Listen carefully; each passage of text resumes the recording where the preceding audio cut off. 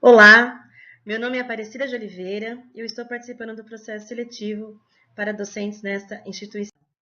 Eu sou nutricionista, formada pela Universidade de Guarulhos, sou especialista em nutrição clínica e administração hospitalar pelo Centro Universitário São Camilo e também educação à distância pelo SENAC Rio, licenciada em docência pelo Programa Especial de Formação Pedagógica do Centro Paula Souza e sou mestre em nutrição humana aplicada pela Universidade de São Paulo. A experiência profissional na qual eu tenho muito orgulho, foram 18 anos de experiência em nutrição hospitalar, não só na produção de refeições, mas também no atendimento nutricional a pacientes internos e externos de um hospital referência em cardiologia, não só no estado de São Paulo, mas também do Brasil, que foi o Instituto do Coração, do Hospital das Clínicas da Faculdade de Medicina da Universidade de São Paulo. Na área da docência, são 22 anos de docência nessa área, no curso de nutrição, para alunos do nível médio, também pelo Centro Paula Souza. Bem, as conquistas foram muitas, né? Mas as principais que eu gostaria de deixar aqui foi o próprio cargo de chefia que eu assumi lá no INCOR, né? Fui eu responsável por uma equipe de cerca de 100 pessoas, não só do atendimento, no caso, atendimento de copeiras, como também o atendimento nutricional, nutricionistas também sob a minha supervisão. E isso também me deu inúmeras oportunidades, e uma delas foi a publicação de 2 livros, não só como autora principal da obra, também como autora de capítulos, né? Temos 2 livros aqui, o Manual de Terapia, que já teve a sua edição esgotada, graças a Deus, e o Terapia Nutricional em Cardiologia e Pneumologia. Esse último livro ele foi bem aceito pelo público, especialmente por conter estudos de caso comentados, e ambos foram editados, né, publicados pela Ateneu. E uma outra conquista também, agora na área da docência, foi a oportunidade de ter apresentado 2 trabalhos de alunas nossas aqui do curso técnico em nutrição, em um congresso de maior referência, não só nos Estados Unidos, mas também internacional, que foi o congresso da American Dietetic Association. E na época foram 2 grupos, né, 2 duplas de alunas, o qual muito me orgulha, não só a mim, mas também a instituição a qual eu pertenço. Bem, o desafio profissional é a nova geração de alunos, né? Nunca foi tão fácil conseguir informações, nunca foi tão fácil compartilhar informações. E isso, do ponto de vista educacional, isso tem o seu lado positivo, mas também tem o seu lado negativo. O lado negativo, para mim, é o desafio, que é nós, enquanto professores, conduzirmos os alunos ao seu próprio crescimento, no aproveito, né, dessa tecnologia disponível hoje, no aproveitamento para o seu crescimento e desenvolvimento, porque a informação vem, não é filtrada e muitas vezes mal conduzida. Olá, pessoal! Nossa aula de hoje é sobre nutrição e coronariopatia aterosclerótica. A doença aterosclerótica, né, ou aterosclerose, ela é uma doença inflamatória crônica. Inicia-se no início da vida, já na infância, e isso muito nos preocupa pela origem multifatorial que ela tem.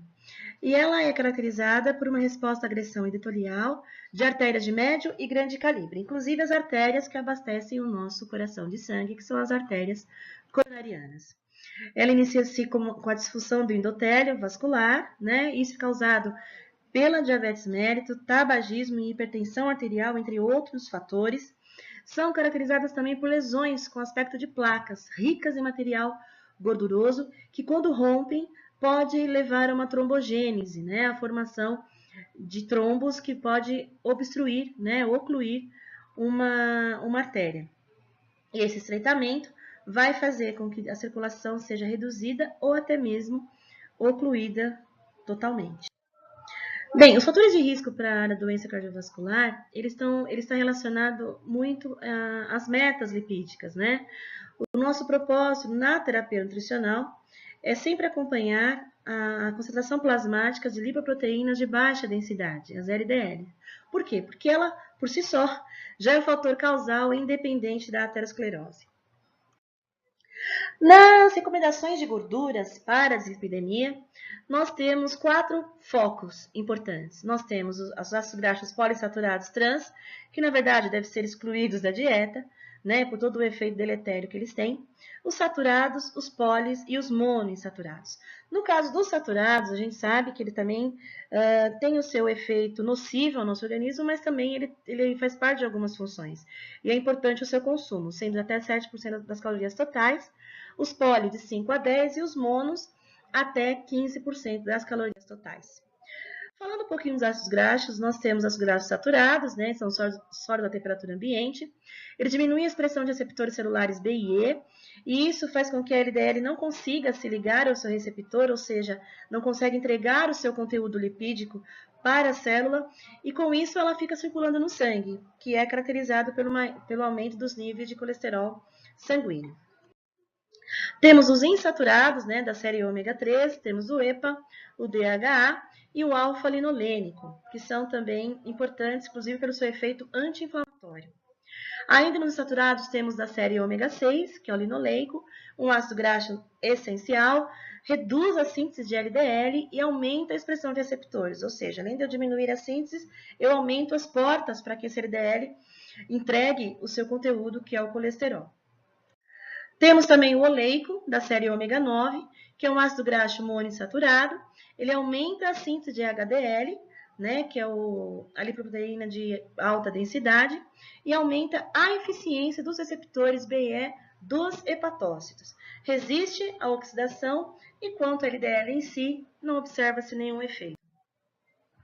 Temos ainda o elaídico. O elaídico, ele é um polissaturado, porém a configuração espacial dele é a configuração trans, que é extremamente prejudicial ao nosso organismo. Prejudicial em que sentido? Porque aumenta as lipoproteínas de baixa densidade, diminui aquelas que são protetoras, que é o HDL, aumenta a LPazinha, como a gente diz, que é uma lipoproteína associada à LDL, e diminui a eficiência dos receptores celulares. Bem, obrigada e até a próxima aula. Dando continuidade, então, ao processo, né, as fases do processo, me foi feita uma pergunta, né, o que eu conheço sobre metodologia ativa, né?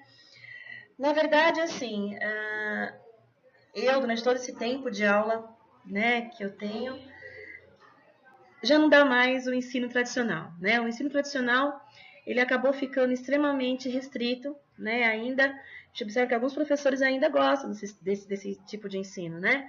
Eu vou, falo, todos absorvem, nada se reflete, nada se discute, nada se participa, né? E a gente tem observado que há uma necessidade de despertar a motivação no aluno. E a metodologia ativa, ela veio para isso, né? Eu tenho experiência na aprendizagem por meio de projetos, não só projetos de TCC, mas também projetos ligados a outros assuntos. Agora mesmo eu estou com um desafio muito grande, que é fazer um projeto, na verdade, uma elaboração de jogos, né, com um assunto muito importante, mas assim, para alunos de nutrição, que a questão da mobilidade foi e será um desafio, né? O assunto me foi dado no curso que eu fiz, né? Então, essa aprendizagem por meio de projetos, agora eu vou conhecer um outro lado dela, né? Fazer projetos na área na qual eu tenho pleno domínio é muito mais fácil do que numa área que eu não domino muito. Mas sim, eu acho que isso a gente precisa hoje mudar, né? Não há como segurar o aluno, agora ele tem que participar de todo o processo, ele tem que ser o seu próprio agente, né? Agente de aprendizado, e é isso. O que eu conheço dessa parte, né, de metodologia ativa é o que eu conheço e o que eu já aplico, né? Aprendizagem por meio de projetos. Bem, eu acho que foi isso. Desde já agradeço a oportunidade, tá? E obrigada mais uma vez.